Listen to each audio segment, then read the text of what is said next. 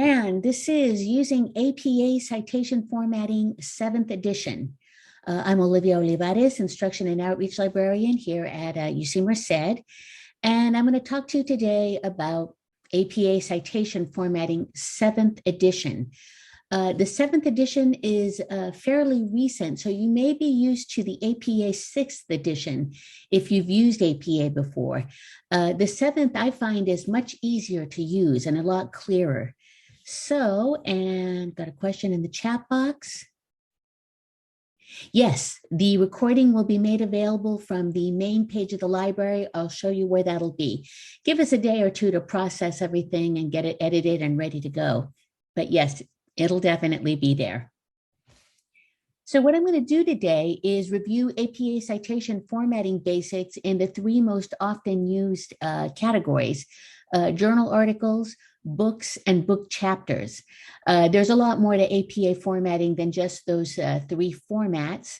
So in the future, if you needed to know how to cite, say, a video or a map or even a personal conversation, I will show you where to find that information. But today we'll concentrate on the top 3, so to speak. And I want to show you how to format a references list, which comes at the end of every APA formatted paper, and how to do in-text formatting.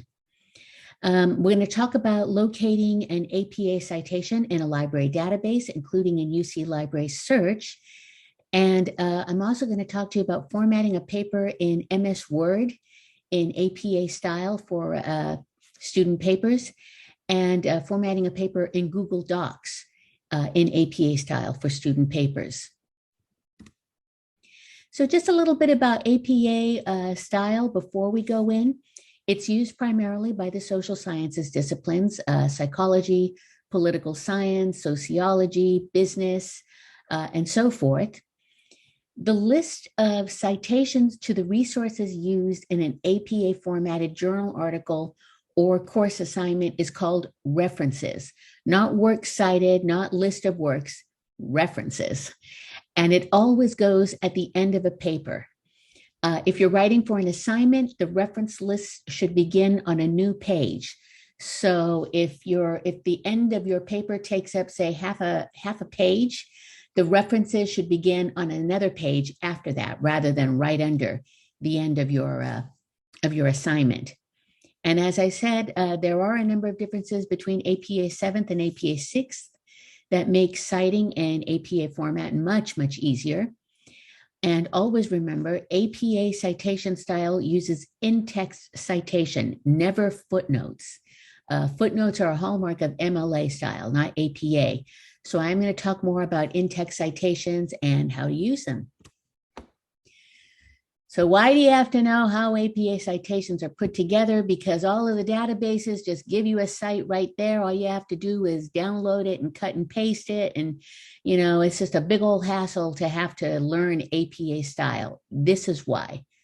Databases aren't magic. They're not going to automatically and always give you the correct citation to in APA format. Remember that databases and the citations in the databases are assembled by human beings. Human beings make mistakes. Sometimes the mistakes are made when machines scan documents and manage to pull out any sort of errors in the original document. If you've ever heard the saying garbage in, garbage out, GIGO, if there's an incorrect phrasing or a typo or any sort of error in the original source, it's going to be reflected in the citation that the database provides. So you may not need to know APA citation formats to the extent that you can actually assemble your own citation, although it certainly would be useful. But you should be able to recognize when a citation from a database is incorrect and how to correct it. So here I have an example of a citation in APA 7th edition format from an EBSCOhost database, Academic Search Complete. So as it says right at the top, this is included in a references list Courtney M.E., 1995, reentry to foster care of children returned to their families in social science or social service review. Why is this incorrect? In APA format, the only thing that are capitalized in the title of the article is the beginning of the title and any proper nouns like names like California or personal names like Anderson, whatever.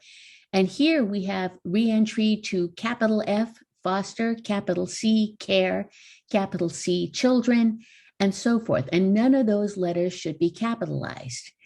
So if all you did was cut and paste from this particular database to a bibliography or to a literature review reference list, you would have all the correct information, but it would not be correctly cited. So as I say, even if you don't know how to create an APA citation from scratch, you should know how to recognize when something is incorrect in the citation that is provided to you. So again, I'm going to go over the three most often used formats. For journal articles, always assemble all of this information: the author or authors of the article, the year of publication, the title of the article, the title of the journal in which the article is published, volume number, the issue number when available, page numbers, and the DOI, Digital Object Identifier. This is a permalink of sorts, so that when you click on the DOI, you can always get to at least a citation for the article, if not the article itself. Note that authors are always listed as the last name, first initial, period, comma, second initial, period, if available, if there's a second initial available. One is not always available. And I'll talk a little bit more about that in a moment. The year of publication, which is always in parentheses and then has a period right outside. I know this is going to look really funny when you actually assemble your citation, but bear with me. The title of the article, unlike MLA format, the title is not enclosed in quotation marks. And remember, the only thing capitalized in the title of the article is the first word in the title, plus any proper nouns or words. Proper nouns include personal names, place names like California, and a few others. Title of the journal in which the article is published, which is always italicized. The volume number, which is italicized, and the issue number when available, which is not italicized and is closed in quotation marks. I know that looks weird. Bear with me. The page numbers and the digital object identifier. So here we have an example of an article with more than one author, Paxton, TJ, and there's a space between the initials, Kaufman, JC, again, last name, first initial, second initial, a period after each initial, and a space between the initials, comma, Cropley, A period space, J period space, comma, and Marone, R. Notice that that and is an ampersand, not the word A-N-D, and. Always use the ampersand. Year of publication, enclosed in parentheses, with the period outside. Title of the article, What is Creativity in Education? A Qualitative Study of International Curricula. In the Journal of Advanced Academics, italicized. Volume number, also italicized. Issue number, not italicized and enclosed in quotation marks, page numbers, and of course the DOI, Digital Object Identifier. And let's see. You always want to include the DOI with the citation. Articles from scholarly journals almost always have DOIs associated with them, particularly if they're found online. In the case of your reference list, do not use abbreviations for page numbers like P or PP. Just include the page numbers. And again, this is for references to journal articles. For books, and this goes for ebooks as well as print books, Authors, and again, the authors are listed as last name, first initial period, comma, second initial period, if available. I'm going to talk a little more, by the way, of how to cite articles with more than one author in a few minutes. Year of publication, in parentheses, title of the book, italicized, followed by a period, and the publisher name. If you think back to APA 6th edition, you'll remember that you used to have to cite the city in which the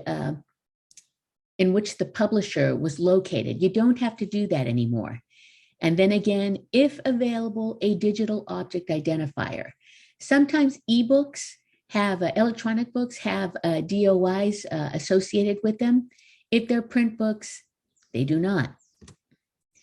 So here's an example here, write, comma, R period, comma, and again, using ampersand, not the word and, Cummings, comma, N period, space, A period, space, year of publication, enclosed in parentheses, period. Title of the book, italicized, Destructive Trends in Mental Health, The Well-Intentioned Path to Harm. If your title includes a colon, the first word after that, the colon, is capitalized, always, no exceptions. And Routledge, the name of the publisher. So again, ebooks often have associated DOI, include them in the citation if you have an ebook and one is available. If not, don't worry about it. Remember to capitalize the first word after the colon, if there is a colon. And we no longer have to include a city name or the city in which the publisher was located. You might remember from APA 6th edition, this would have been New York, Routledge. Now we just have to say the name of the publisher. Now, edited books is a little different. If you have a book that doesn't have declared authors, but editors, and this happens very often, if it's more than one editor, in this case, M.L. Brewster and C.J. Janae, you want to include the abbreviation EDS, like this, before the publication date. And you don't bold it, by the way. I just included that for emphasis. So parentheses, EDS period. And the E is capitalized. If you have one editor, same thing except without the S. Parentheses, capital ED period, close parentheses, period. And if you're citing a book chapter, which you're most often doing if a book is edited, here's what you want to do. Our example here is La Cocina de Mi Mamá, Variations on Traditional Mexican-American Cookery in Southern California. Include the page numbers. And for book chapters, include the abbreviation PP. I know it's not consistent throughout APA, but this is a format that APA has chosen to employ. So PP, all pages inclusive, 251 to 276, enclosed in parentheses, and because it comes at the end of the title of the book chapter, period. And then you have this word in. This is the main tell that this is a book chapter and not a standalone journal article. So this is in this book, Macedonio SS and Fuentes. My Zoom windows are blocking some of this. EDS, parentheses, capital EDS, period, close parentheses, comma, and the title of the book in which this book chapter is included, italicized. And of course, the name of the publisher. And I'm going to stop right there and just ask, are there any questions, any concerns, comments, so on and so forth? And no questions in the chat box. Okay. So this is probably the format in APA that gets the most confusion. I think reference lists at the end of the paper are pretty straightforward. But the difficulty or the lack of clarity comes when you have to cite something within the text of a paper. So there are two forms of in-text citations. There's the narrative in-text citation and the parenthetical in-text citation. So in a narrative in-text citation, you make your narrative, your prose within your document part of the citation. Patterson has indicated so in her study. The year of publication is included, but nothing else. So you could say something like, although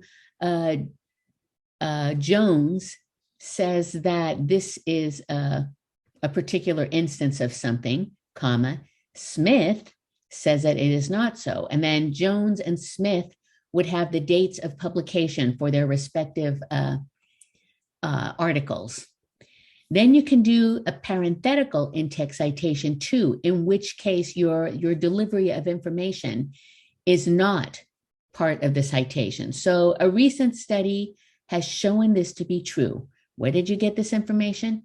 Patterson, 2007, comma, 2007. We are going to talk about what we do when there's more than one author for a particular resource. So you may remember including a page number in in-text citations in past APA editions. The 7th no longer requires a page number with in-text citations unless you are directly quoting something from your source material, whether it's a sentence or a paragraph or 2 or more sentences. If it's a direct quotation, you must include the page number from which you got it. In this case, I have paraphrased, so I don't need to include the page number. So if you have a single author and you're doing a parenthetical citation, just list the author, comma, date of publication, and enclosing quotation marks. The hypothesis was proven in a recent study, Patterson 2006. If you have a resource with 2 authors, you want to include the second author in your parenthetical in-text citation. The hypothesis was proven in a recent study, Patterson and Alonso, comma, 2006, and you want to make sure that you're using an ampersand, not and.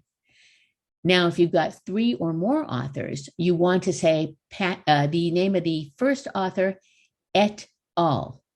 And a note about this, et al. Is an abbreviation for a Latin phrase, et alia, which basically means and everyone else.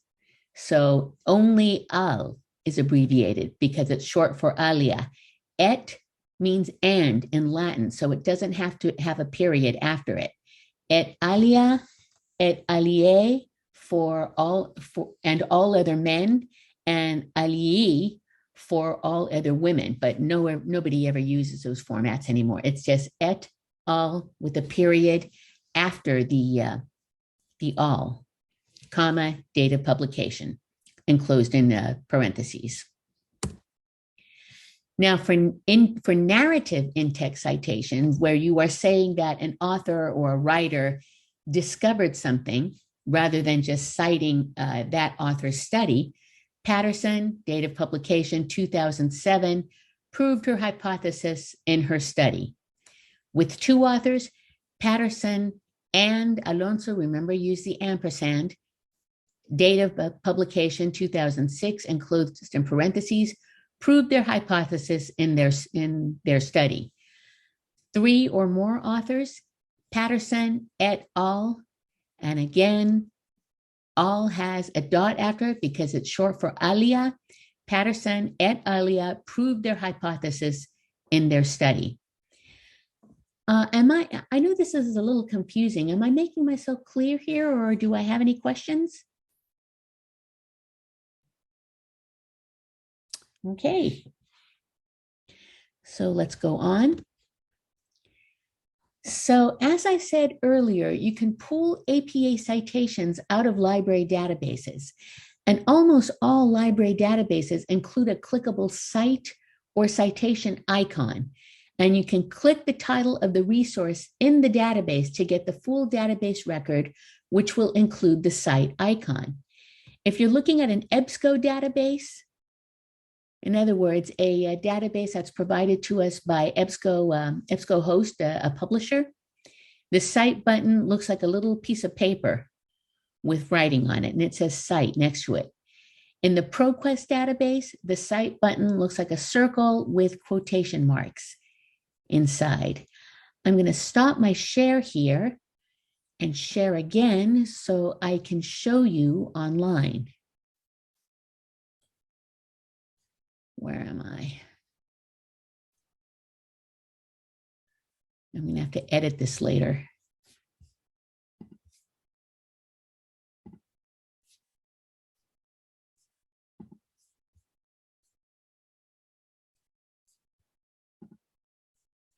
Okay, let me share my screen. So can everybody see a citation to an empirical analysis of long-term Brazilian interest rates? Does somebody say yes or no? And in the chat box, yes, thank you, Joyce. So an empirical analysis of long-term Brazilian interest rates by Tanwir Akram and Syed El-Halal Uddin in PLOS 1. To get the citation, the APA citation for this particular item, click on the title. Oh, go on, you silly thing. Okay, let me go back in here. Databases, academic search complete. And I'm just going to say interest rates.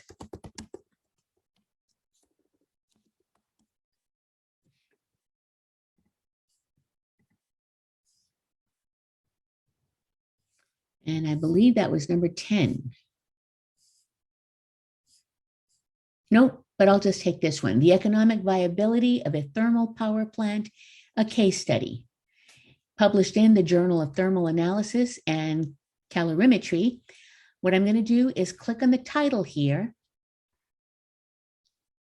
And there is the full record for the article, including the cite button at the side. Click on the cite button and scroll to APA 7th edition. The term references is not part of the citation. It's just to say that at the end of the paper, there will be a list of references. And as you see in Chicago 17th, it's called a reference list. In Harvard, it's called references. And in Chicago, it's called bibliography, and in MLA, works cited. So all we need for our citation is everything below references. Kumar, Amadi, MH, and DK Rajak. So just copy and paste into whatever bibliography or possibly literature review you're assembling. Now, this particular citation happens to be correct. But let me back out to our original list of results. And let's take a look at this one, which is in Turkish, I believe. So I'm going to click on the title. And if I get the citation,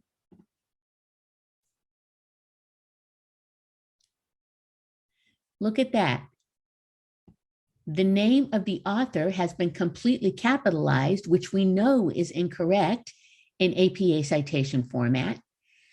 And we also have the title of the article with caps on multiple words, which we also know is incorrect. So again, you cannot depend on the databases to give you a perfectly correct APA citation.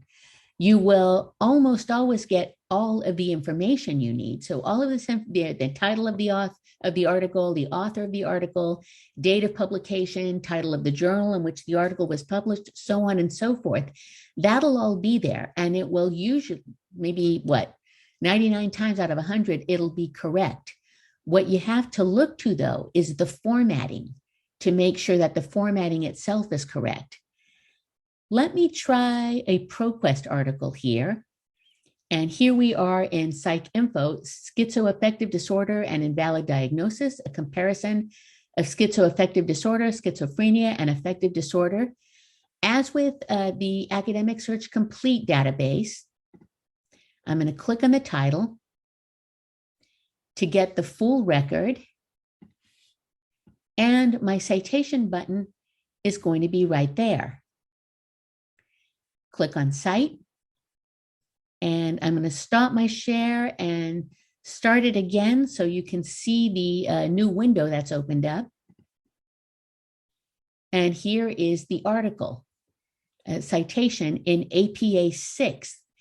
Don't forget to check the format too, because there are some differences between the 6th and the 7th edition, and you want to make sure you're using one consistently. Everybody's using the 7th now, so go ahead and use that. And you switch the format, or the edition, I should say, by clicking and going to APA 7th Basic. And there it is, and this is all correct. So cut and paste or copy as you please into whatever bibliography or literature review you're assembling. Let me close this, and I'm going to stop my share and go back to my presentation. Does everybody see the PowerPoint presentation, Locating APA Citations and Library Databases? Or no, I think I need to share again. Excuse me.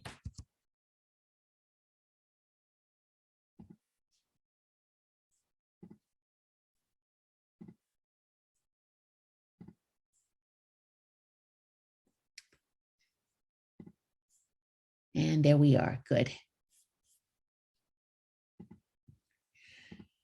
Okay. So there are a couple of templates available for formatting an entire paper in APA format. And there's a process for organizing an assignment in APA format, an entire paper, in other words, not just the reference lists or the in-text citation. And we have an excellent pre-formatted Word document. It's linked here. And don't worry, you'll get the links after the presentation. Let me stop my share and share it again so I can take you to that template.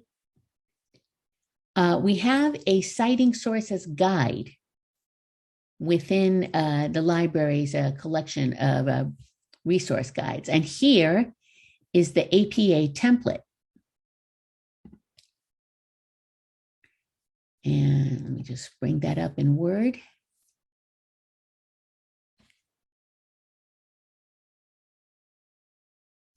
Okay, and stop my share and start it again so we can all see the Word document. Okay, so you'll have a running head in APA cited papers with the title all in caps. The title of your article or essay, your name, and then University of California, Merced. APA format is big on identifying what institution a particular paper is affiliated with. So be sure to include University of California, Merced on your title page. And note, you will have a title page. And the next page, again, this is a running head. So every page in your assignment, if you're turning one in APA format, will have the title of your paper all in caps at the beginning of each and every page, followed by an abstract. And the abstract goes on its own page. It isn't it isn't contiguous with the rest of your assignment. Again, the title is up there, but you want to include the title of the paper again at the beginning of your prose. And then include any necessary in-text citations. And then at the end, in a separate page, not contiguous with your writing, but separately your reference list.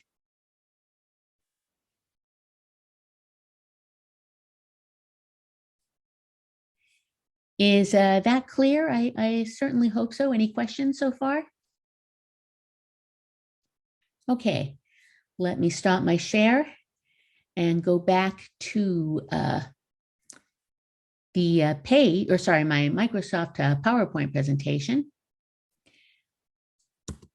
So what I did before this presentation, I went looking all over the place for a similar template for Google Docs, and I couldn't find one.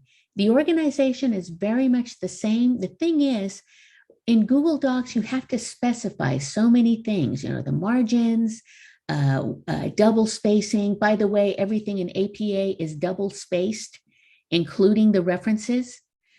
And, the formatting is just not very obvious if you're using Google Docs. I did find a very good guide to formatting a Google document in in APA format. So you might want to take a look at the instructions right here. But all in all, I found it much easier to create APA formatted papers in Word if you have Word on your device. If not, just follow the instructions here for APA formatting in Google Docs. So a couple of absolutely indispensable resources. UC Merced has a library APA style guide right here. Actually, we already looked at this earlier. Some additional formatting guides and examples, the template, some examples of things written in APA format, and something that's very new to APA, and it was included only a couple of months ago.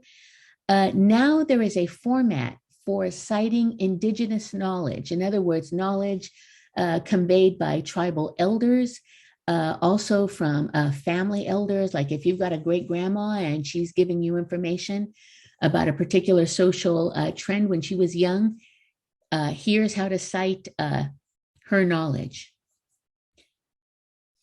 And also linked to this same guide is the Purdue OWL APA General Format Guidelines. And Purdue is awesome. It's a terrific, terrific resource. You want to go to the Purdue Online Writing Lab. And then here, scroll down to APA Guide. And then click APA Formatting and Style Guide. And that's going to give you just about everything you'd ever wanted to know about APA formatting. In-text citations, reference list formatting, legal references, so on and so forth, including a sample paper if you wanted to see another template on of what an APA formatted paper looks like. And let me stop my share so I can go back into my presentation. Okay, so if there are any questions about this presentation, or you need clarification, or you just want to review, please, please, please give me a call or email me. My email information is right there, as well as where I'm located in the library. If you'd like to take this workshop over again, just because you'd like another review, I am repeating this workshop on Tuesday. Oops, my apologies.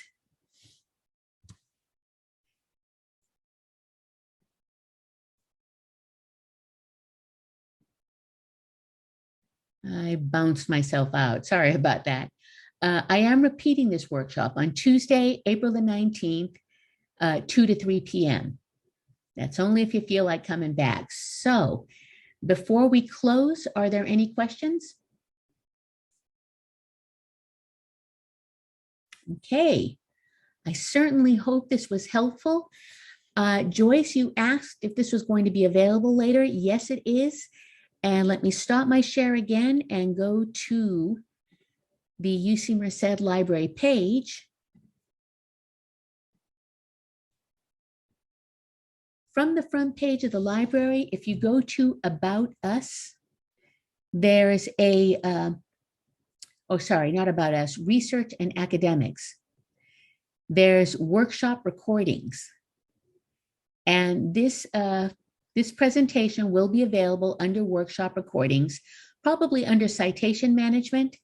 I would give it a day or two. And well, it is Thursday, so probably not until Monday, but it's going to take about that long to format and edit and get the recording mounted on this particular page. But here's where it'll live, and it'll be available to you throughout the semester. Any additional questions? In the chat box? You're very welcome, Joyce. And Abigail, I hope this was of use. Yes. Okay, in that case, I am going to stop the recording. And thank you all very much for coming. Have a great day.